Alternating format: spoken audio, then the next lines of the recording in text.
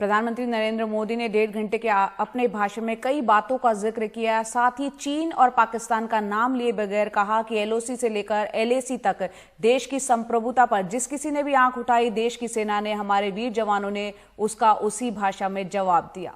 सेहत से भी जुड़ी कई बातों पर उन्होंने रोशनी डाली, चाहे वो वैक्सीन हो या फिर डिजिटल हेल्थ मिशन। इतनी आपदाओं के बीच ही सीमा पर भी देश के सामर्थ्य को चुनौती देने के दुष्प्रयास हुए, लेकिन एलओसी से लेकर एलएसी तक देश की संप्रभुता पर जिस किसी ने आंख उठाई, देश की सेना ने, हमारे वीर जवानों ने उसका उसी की भाषा में जवाब दिया है। हमारे वीर जवान क्या कर सकते हैं, देश क्या कर सकता है, ये लद्दाख में दुनिया ने देख लिया है। हर किसी के मन में सवाल है, कोरोना की वैक्सीन कब तैयार होगी? ये सवाल हर एक के मन में है, पूरी दुनिया में है। मैं आज देशवासियों को कहना चाहूंगा, देश के हमारे वैज्ञानिकों की प्रतिभा एक ऋषि मुनि की तरह लेबोरेटरी में जी जान से जुटे हुए अखंड एक निष्ठ तपस्या कर रहे हैं, बड़ी कड़ी मेहनत कर रहे हैं। और भारत में एक नहीं, दो नहीं, तीन वैक्सीन उसके टेस्टिंग के अलग अलग चरण में है। वैज्ञानिकों से जब हरी झंडी मिल जाएगी, बड़े पैमाने पर प्रोडक्शन होगा और उसकी तैयारियां भी पूरी तरह रेडी हैं और तेजी से प्रोडक्शन के साथ वैक्सीन हर भारतीय तक कम से कम समय में कैसे पहुंचे, उसका खाका भी तैयार है, उसका रूपरेखा भी तैयार है। आज से एक बहुत बड़ा अभियान शुरू होने जा रहा है और उसमें टेक्नोलॉजी का भी बहुत बड़ा रोल रहेगा। आज से नेशनल डिजिटल हेल्थ मिशन उसका भी आरंभ किया जा रहा है। भारत के हेल्थ सेक्टर में ये एक नई क्रांति ले आएगा। इलाज में आने वाली परेशानियां कम करने के लिए टेक्नोलॉजी का बहुत सुविचारित रूप से उपयोग होगा। प्रत्येक भारतीय को हेल्थ आईडी दी जाएगी। ये हेल्थ आईडी प्रत्येक भारतीय के स्वास्थ्य खाते की तरह काम करेगी। डॉक्टर से अपॉइंटमेंट हो, पैसा जमा करना हो, अस्पताल में पर्ची बनवाने की भागदौड़ हो, तमाम दिक्कतें नेशनल डिजिटल हेल्थ मिशन के माध्यम से अनेक मुसीबतों से मुक्ति मिलेगी। हम एक विशिष्ट परिस्थिति से गुजर रहे हैं। आज छोटे छोटे बालक मेरे सामने नजर नहीं आ रहे। भारत का उज्जवल भविष्य क्यों? कोरोना ने सबको रोका हुआ है। इस कोरोना के कालखंड में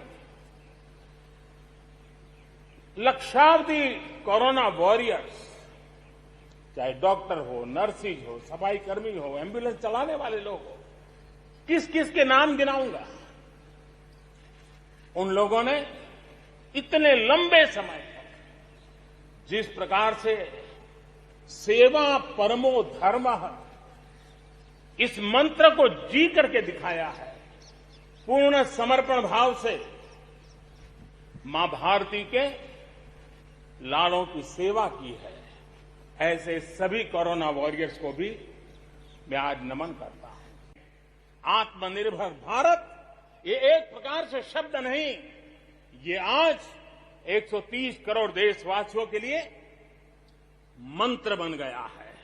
हम तो आजादी के 75 वर्ष के एक कदम दूर है, तब हमारे लिए भी भारत जैसे देश को अपने पैरों पर खड़ा होना अनिवार्य है, आत्मनिर्भर बनना अनिवार्य है।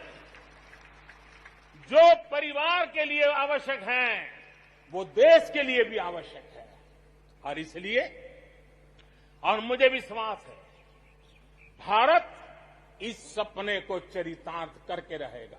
और उसका कारण मेरे देश के नागरिकों के सामर्थ्य पर मुझे यकीन है। मुझे मेरे देश की प्रतिभा पर गर्व है। मुझे देश के युवाओं में, देश की मातृशक्ति में, हमारी महिलाओं में अप्रतिम सामर्थ्य जो है उस पर मेरा भरोसा है। कोरोना के संकट काल में हमने देखा कि बहुत सी चीजों के लिए हम कठिनाइयों में हैं, हमें दुनिया से लाना है, दुनिया दे नहीं पा रही थी। हमारे देश के नौजवानों ने, हमारे देश के उद्यमियों ने, हमारे देश के उद्योग जगत के लोगों ने बिड़ा उठा लिया। जिस देश में N95 नहीं बनता था बनने लगे, पीपीई नहीं बनता था बनने लग गए, वेंटिलेटर नहीं बनता था बनने लग गए। देश की आवश्यकताओं की तो पूर्ति हुई, लेकिन दुनिया में एक्सपोर्ट करने की हमारी ताकत बन गई। बहुत हो चुका। आजाद भारत की मानसिकता क्या होनी चाहिए? आजाद भारत की मानसिकता होनी चाहिए वोकल फॉर लोकल। हमारे जो स्थानीय उत्पाद है उसका हमने गौरवगान करना चाहिए। हम अपनी चीजों का गौरवगान नहीं करेंगे तो उसको अच्छा बनने का अवसर भी नहीं मिलेगा, उसकी हिम्मत नहीं बढ़ेगी। आइए हम मिलकर के संकल्प लें। आजादी के 75 साल के पर्व की ओर जब कदम रख रहे हैं तब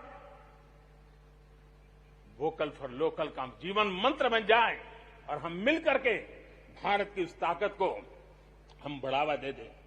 आप सोच नहीं सकते होंगे, हमारे देश में आप अगर साबुन बनाते हैं, हिंदुस्तान के कोने में जाके साबुन बेच सकते हैं। आप अगर कपड़ा बनाते हैं, हिंदुस्तान के किसी कोने में जाके कपड़ा बेच सकते हैं। आप चीनी बनाए, आप चीनी बेच सकते हैं। लेकिन मेरा किसान, बहुत लोगों को पता नहीं होगा, मेरे देश का किसान जो उत्पादन करता था न वो अपनी मर्जी से बेच सकता था, न अपनी मर्जी से जहां बेचना चाहता था वहां बेच सकता था। उसके लिए जो दायरा तय किया था वहीं बेचना पड़ता था। उस सारे बंधनों को हमने खत्म कर दिया है। अब हिंदुस्तान का किसान उस आजादी की सांस को ले पाएगा ताकि वो हिंदुस्तान के किसी में भी, दुनिया के किसी भी कोने में अपना माल बेचना चाहता है वो अपने टर्म्स पर बेच पाएगा। इस बात को हमें